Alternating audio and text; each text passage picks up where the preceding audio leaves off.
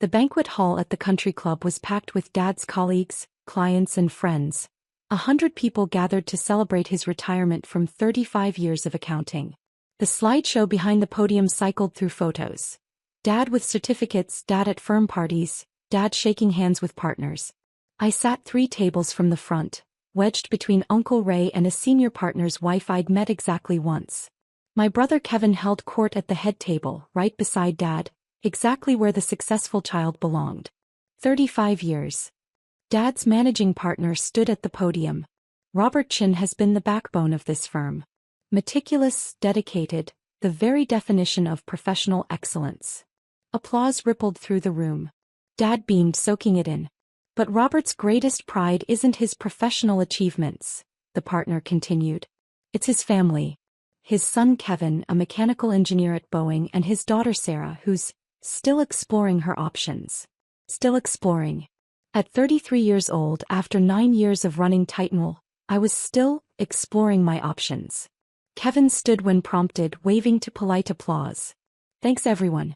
Dad taught me the value of a stable career, real benefits and steady progression. Those lessons shaped who I am today. Real benefits. Steady progression. The subtle digs at my unstable tech career were always wrapped in praise for Kevin's conventional path. Dad took the microphone, his face flushed with pride and whiskey. Thank you all for coming. 35 years went by fast. But what matters most is family. My son Kevin, who followed a proper career path. Engineering degree from Georgia Tech, 10 years at Boeing, working on actual airplanes that actual people fly on. That's tangible. That's real. He paused, looking directly at me. And my daughter Sarah, who's still finding herself in the tech world. We don't always understand what she does, but we support her journey wherever it leads. Still finding herself. My company had 567 employees and $890 million in annual revenue, but sure, still searching for my path. Uncle Ray leaned over. What is it you do exactly, Sarah? Something with computers. I run an AI company, I said simply. Machine learning infrastructure for enterprise clients. He nodded blankly. That's nice, dear. Good you have something to keep you busy. Something to keep me busy. Titan ML powered AI operations for 412 companies including Microsoft, Amazon, and half the Fortune 100. But yes, just a hobby to pass the time. I checked my phone discreetly. My CFO, NASDAQ approved. IPO launches Monday 9:30 a.m. Already 47% oversubscribed. This is going to be massive. I texted back. Perfect timing. Dad was still talking. Kevin's given me 2 beautiful grandchildren. He's bought a house. A real house with a mortgage and a yard. He drives a sensible car and has a retirement plan. That's the American dream, folks. That's success. The implication hung heavy, and Sarah has none of those things. Now Sarah's taken a different path, Dad continued, his tone shifting to that concerned father voice. She's been doing this internet startup thing for almost a decade now. Working from coffee shops, taking meetings on her laptop. No office, no structure, no real advancement. But she seems happy and that's what matters. No office. Titan ML's headquarters occupied 4 floors in downtown San Francisco. No structure. We had 7 departments and a rigorous quarterly OKR system. No advancement. I'd gone from solo founder to CEO of a company valued at $4.2 billion.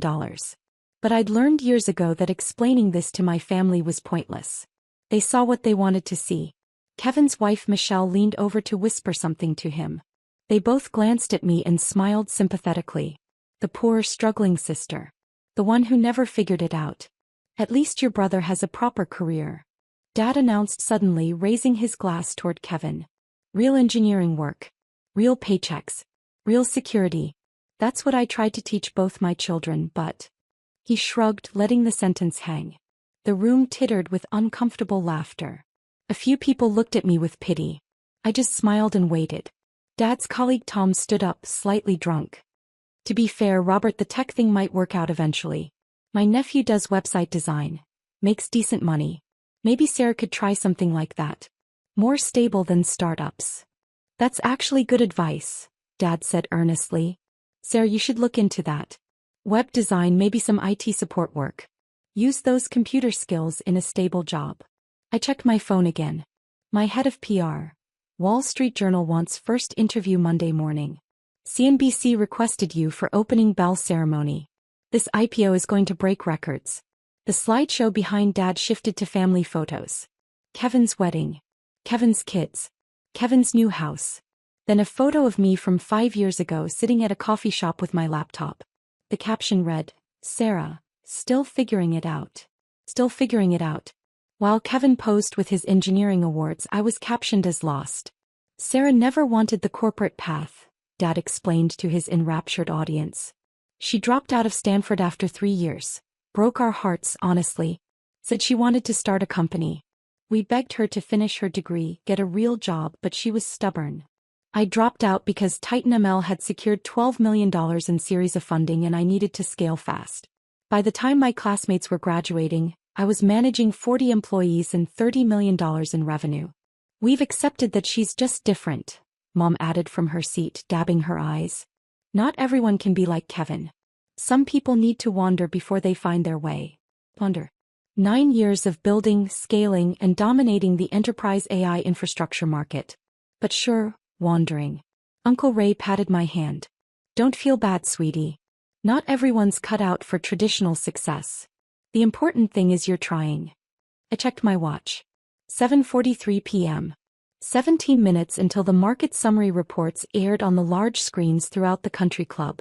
They always played the evening financial news during dinner events. I do worry about Sarah's future, Dad continued, his voice taking on a maudlin quality. No husband, no kids, no house. Just that laptop and her dreams. I mean, it's admirable to chase dreams, but at some point you have to grow up and face reality. Kevin nodded solemnly. I've tried to give Sarah advice. Boeing has IT positions, stable government contract work, great benefits. But she wants to do her own thing. Independent to a fault, Dad agreed. Just like when she was little. Always had to do things her way, even when her way was harder. The room murmured sympathetically. Poor Sarah. So stubborn. So lost. A colleague of Dad's stood up. Robert, you did your best. Some kids listen, some don't. At least you have Kevin to be proud of. At least you have Kevin. I glanced at the screens mounted around the banquet hall. They were showing sports highlights, but in 13 minutes they'd switch to the financial news summary. In 13 minutes, everything would change. Sarah, honey, Mom called down to my table. Are you still doing that machine learning thing? Or did you move on to something else? Still machine learning, I said calmly. Well, that's good. Consistency is important. She turned to her neighbor. She's been working on the same project for years. I keep telling her to try something new if that's not working out, but she's persistent. Not working out. Last quarter we processed 847 billion computational requests and generated $234 million in revenue. But clearly not working out. Dad was winding down his speech. In conclusion, I'm grateful for my career, my colleagues, and my family. Kevin, you make me proud every single day. And Sarah, he raised his glass toward me. I hope you find what you're looking for someday. I really do. The room applauded. Kevin stood for a bow. I remained seated watching the clock. 7:47 p.m. The screen switched from sports to the CNBC evening market summary. The anchor's voice filled the room. And now, tonight's major market news. I pulled out my phone and opened the Titan ML investor portal, refreshing it. In a highly anticipated move, the anchor continued. Titan ML, the enterprise AI infrastructure company, filed for IPO this evening. The company, which provides machine learning operations for major tech giants, is seeking a valuation of $4.2 billion. The conversations in the banquet hall quieted. Several people glanced at the screens. Titan ML's founder and CEO, Sarah Chen, age 33. Every head in the room turned toward me in perfect synchronization. Will become one of the youngest female billionaires in tech when the IPO launches Monday morning. The company reported annual revenue of $890 million and serves 412 enterprise clients including Microsoft, Amazon, and Google. Dad's wine glass slipped from his hand, shattering on the floor. The screen showed my official headshot, the one from last month's Fortune feature. Then footage of our San Francisco headquarters, our engineering team, our server farms. Industry analysts predict Titan ML's IPO will be one of the most successful tech launches this year. the anchor continued. Chin, who dropped out of Stanford to found the company 9 years ago, has bootstrapped her way to building the dominant player in AI infrastructure. Uncle Ray's mouth was hanging open. That's you. That's our Sarah. Chen's personal stake is estimated at 62%, the anchor said.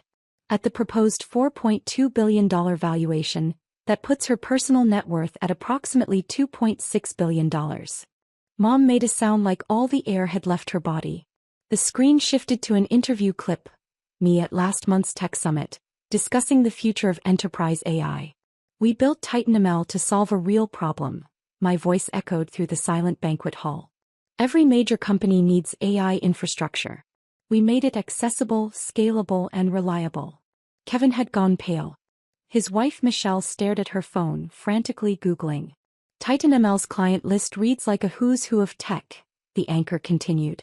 The company's machine learning platform processes over 847 billion requests monthly, making it the backbone of AI operations for much of the Fortune 100.